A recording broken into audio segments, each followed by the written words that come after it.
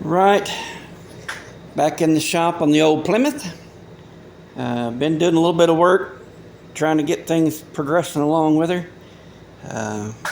My wife did have breast cancer surgery about 3 weeks ago. All that went well, they got it all, but she will have to start some chemo treatments here in the next couple of weeks. So we'll have to see how things go with that. So I've been trying to get some things done out here while I can. So what I've get you caught up on what I have done. I've got lake pipes exhaust put on. I'm going to use these as my primary exhaust. Normally lake pipes are a secondary wide open exhaust, and they usually have, well, I've got it over here.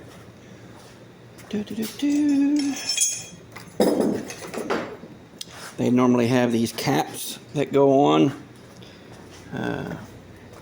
That would go right here to block that exhaust off when you're not using it. I cut that all off because those are going to be my primary exhaust. They will be open exhaust for the moment. If it's too loud, I'll show you here in a minute. I've got a spot down here where I can take the exhaust apart and put in a baffle inside there to help quiet it down. But I've got them on. I've got the motor and transmission are completely put in for the final time, hopefully. That's why I went ahead and got the exhaust done up. So I do have that done. I still need to, on the inside, I'll have to hook the floor shifter up, and then I'll have to make a piece for the trans tunnel there for the hump, because I had to cut some of the floor out to get the trans to fit. Let's see here, what else? I'll go underneath. I've got trans cooler lines ran up this way. These braided lines are trans cooler lines. So I've got them started up toward the front. Here's my exhaust on the passenger side. So let me get down here and I'll show you the underside. Hang on just a second.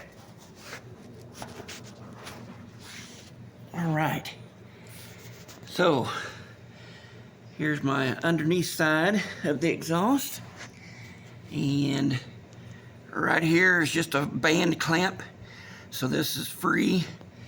I can take that band clamp loose and take the exhaust loose at the manifold, and I can put in a baffle. This is 2-inch pipe, exhaust pipe, and they make little baffles that you can put in, mainly for motorcycle exhaust, but they can work for this as well. May have to do a little modification, but if so, so be it. But yeah, I've got exhaust heat wrap on the parts up toward the transmission to help protect the starter and the lines, transmission lines and all that. And up there you can see where I've got my rack and pinion and my mount that I made for that. So that's all done. We've got transmission, cross members all in, drive lines all in. So yeah, this thing's pretty well getting there. I still need to drain the rear differential and look at it. That came from a junkyard, so I'm not sure what kind of, it doesn't sound horrible, but you never know. So I need to drain the gear oil out of that and check that out. And I think I'm about done on the bottom side of the car until we get it running, and whatever leaks show up, then I need to fix those. But I got things kind of prettied up on the bottom side a little bit, and just been piddling trying to get things done. So I will have to, my master cylinder over there has been dripping just a little bit. It does work, but it's seeping. One of the seals is seeping a little bit. So I'm probably going to wind up putting a new one of those on. But anyway, that's kind of what we've gotten to now. I am going to start working on the top side. I've got the radiator and get it put in. I've got a trans cooler, can get it put in. I bought a new Chinese knockoff Holley carburetor. I can put that on. I've got a wire harness. I can do wiring. I've got new gauges for inside. I've got plenty to do.